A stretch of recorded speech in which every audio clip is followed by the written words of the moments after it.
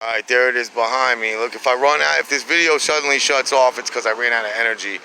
But behind me, you can see my old fraternity house here. I'm at Muhlenberg College in Allentown, where I graduated from in 1995. The place looks good.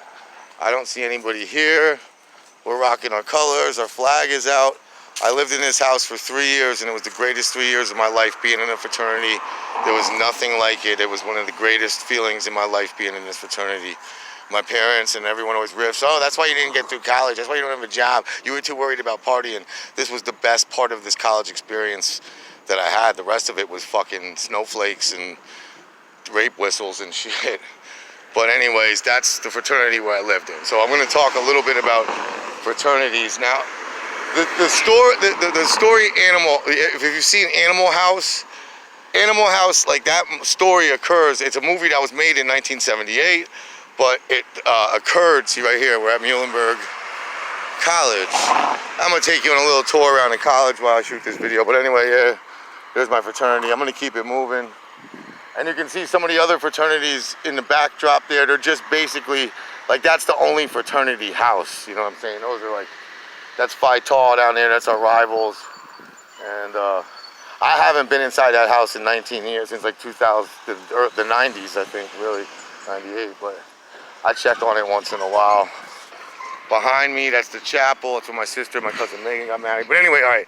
The movie Animal House, like, takes place in, like, I don't know, fucking 1961, like the story, like during the Kennedy era, when America was, like, peaking out and it was at its greatest point. It's about to rain really bad here. So anyways, and it was at Dartmouth, and it's all about fraternities. And pretty much, I think Animal House is a pretty good depiction of what fraternity life is kind of like. And definitely once that movie came out, it's what fraternities sought to be like. Definitely once that, like, when I got here, and I got here in 1990 as a freshman, and it was like, we used to pull up to like the side of our house. We'd have like whole like 18-wheel trucks that were just nothing but kegs on the side, and you just keep changing them. That's how big the parties. It was like festival. Like, people came.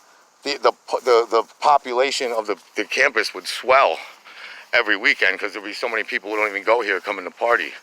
Like, it was just that, and it had been that way since the 60s, maybe even longer. The 50s, I think, were rocking. I mean, maybe even all the way back. Like, there's pictures in our house of dudes like rocking and rolling and having crazy parties when in 1917 and shit. Like, that fraternity's been there since 1880.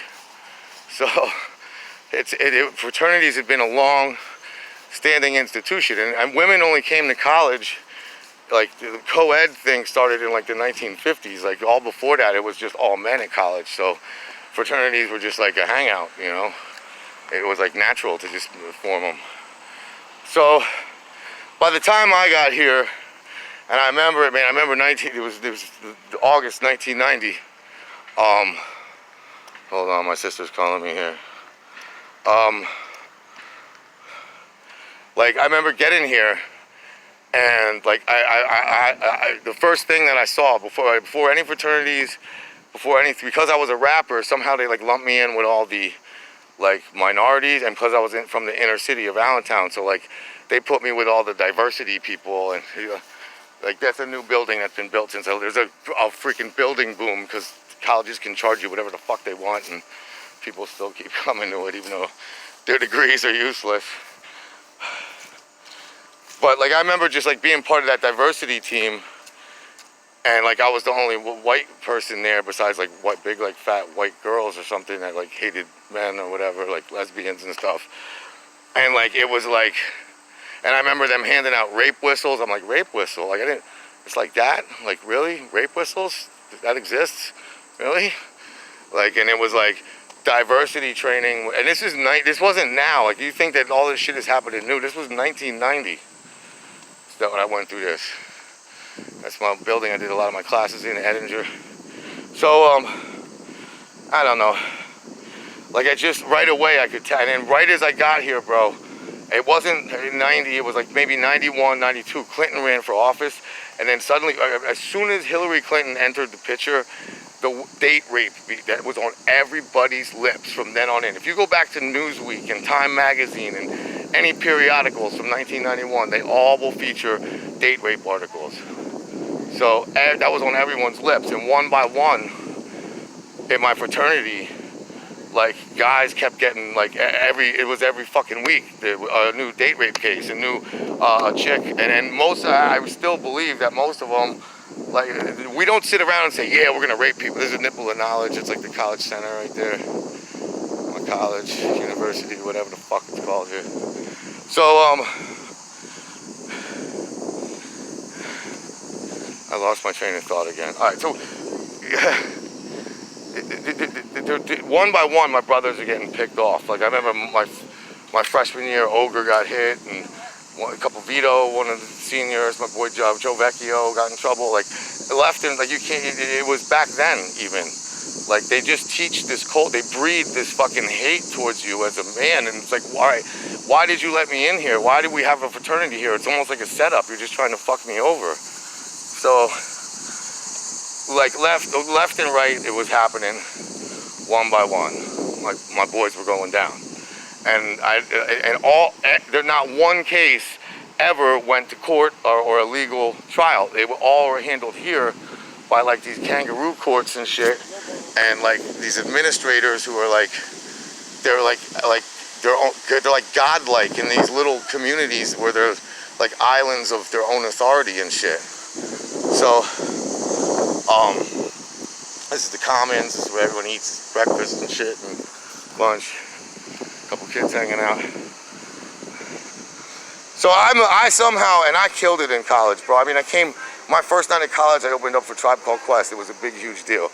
Like, I had an album out, and it was the best-selling thing in our bookstore, like, for my whole freshman year. Like, I just kept making money and then doing shows. I was on tour, so it was when I first got here, it was pretty good, and I was killing it, lady-wise, woman-wise. Like, the whole fact that there's thousands of girls here, none of them have babies, husbands, or parents, and there's another chick in the room with them, it was hand over foot, pussy-wise. So it was this real precarious position, because there's all this ass coming at you, and they're all carrying rape whistles and shit. All right, so I made it through. I skirted and bobbed and weaved, and I'm so poor, and these kids are so rich. I was so scared to even hook up with girls here, but I did from time to time. I developed one or two decent relationships while I was here. All right, this is more of the kind. Like, this is another building that was built while I was gone. After I left. Here's another one behind me, and then over here, that's brown. That is the all-girls sorority, the nunnery we call it, and I spent many a night in there. Don't you worry about that, boy.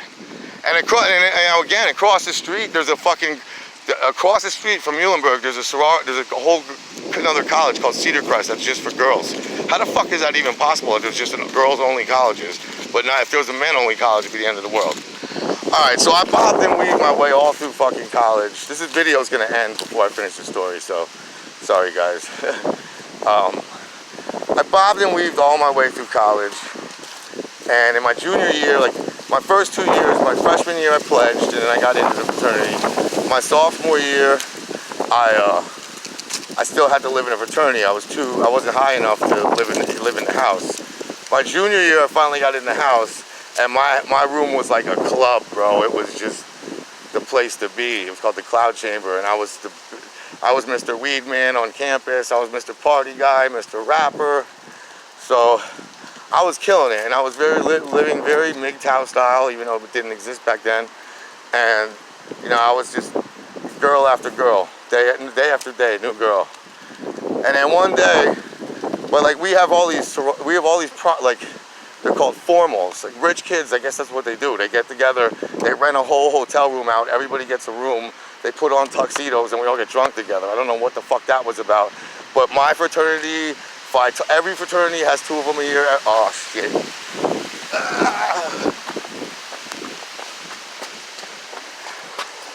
Every fraternity has 2 a year. Every sorority has 2 a year. So we had a formal on November 15th, 1992. I was my first semester of my junior year. All right.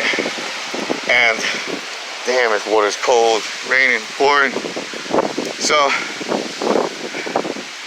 one of my brothers comes up to me, and he's a brother that's kind of a nerd. Most of my fraternity was like badass motherfuckers. This dude got in because of all things in the world, his cleaning ability. He was really good at cleaning up and shit. So that when we were pledges, so that's kind of like what put him up high in the order of our house. So and he never could look you in the eye. He comes up to me and he's like kicking the floor and he's like, "Romance, man, I need to ask you a favor." I'm like, "Sure." His name's John Levinson.